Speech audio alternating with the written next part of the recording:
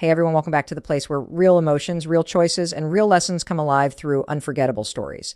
Today's story isn't just about betrayal or heartbreak. It's about dignity, self-respect, and the moment a man finally says, enough. So grab your coffee, sit back, and let's dive into the powerful story of a stepfather who learned the hard way that kindness without boundaries can turn into a curse. My name is Marcus, and for 11 long years, I believed I was building a family, that I was loved, appreciated, and respected. I poured my heart, time, and everything I had into a boy who wasn't my biological son, but felt like one. I gave him the life his real father couldn't, and I did it all with love. But sometimes love isn't enough, especially when it's mistaken for weakness. When I first met Sarah, she was a single mom doing her best to raise her son, Tyler. She was exhausted, working double shifts just to keep a roof over their heads. And Tyler, well, he was a sweet kid. Quiet, polite, a little shy, but smart. I saw in him a reflection of my younger self, someone just trying to make sense of the world. I never tried to replace his father. I just wanted to be there for him.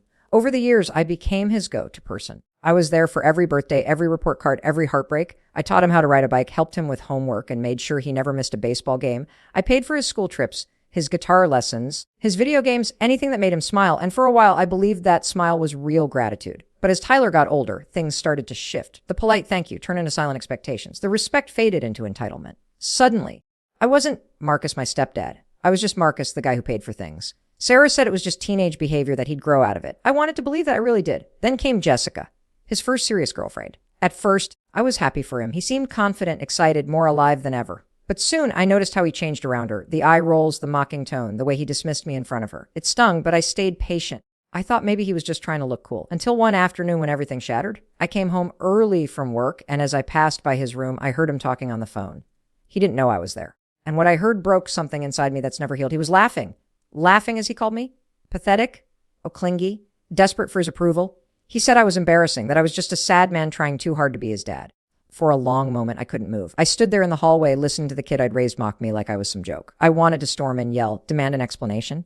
But I didn't. I walked away. Quietly, because I knew the truth now. I wasn't his stepdad. I was just his convenience. That night, I lay awake thinking about every sacrifice I'd made, every paycheck that went to him, every weekend I gave up, every moment I believed we were a family. It was all a lie. The next morning, I made a decision I wouldn't yell or punish him. I'd just stop trying completely.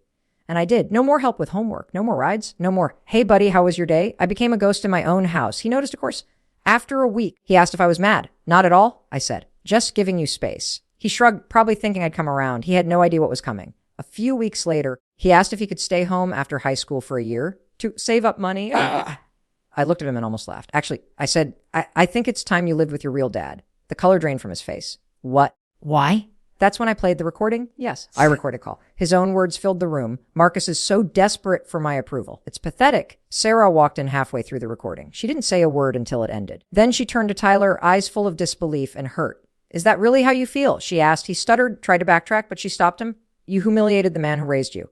For the first time, she saw what I saw, the ungrateful boy behind the innocent face. That weekend, I packed his bags myself. Kevin, his biological father, showed his apartment was cramped, loud, and chaotic, full of kids from his girlfriend's previous relationships. It was the perfect reality check. Tyler begged not to go, but I was done. You said I was desperate, remember? I told him. So go live with someone who doesn't care enough to be. The call started a week later.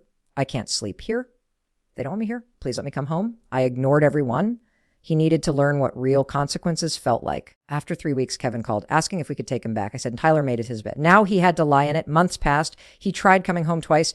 Both times I stood at the door and refused. The second time, he cried big, broken sobs. Please, I'm sorry. I looked him dead in the eye and said, no. You said I was pathetic, so go live with people who think you're not. Sarah stood behind me silent, but I could see the tears in her eyes. Not for him, but for what she'd lost as a mother. Tyler turned 18 and aged out of any kind of protection. Kevin kicked him out a day later. Now, he sleeps in a friend's garage working at a fast food joint. His college fund, gonna used it for a Europe trip with Sarah. His gaming setup, sold his room. It's now Sarah's craft space. We moved on. One Christmas, he sent a text, you were my real dad. I'm sorry. I stared at it, felt nothing, and blocked his number. Because sometimes sorry doesn't fix it. Sometimes it's just too late. Now, when I drive by that part of town and see him walk into work, I don't feel hatred, just emptiness.